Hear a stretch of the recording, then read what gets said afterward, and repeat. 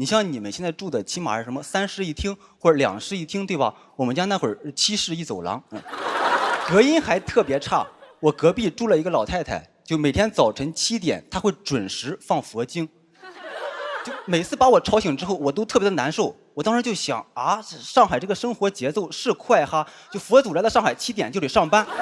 那个时候我就特别担心，就是我们这么多屋，那个神仙他来之后，他能找得到吗？我现在就怀疑，我事业这么顺，是不是当时神仙保佑错了呀？小的时候，我印象中我奶奶也会信一些神仙，但我奶奶只有逢年过节的时候才会念叨2句，而且我奶奶信的特别的多，特别杂。就我奶奶觉得信的多了也不吃亏嘛，就等于说我奶奶是一个团粉。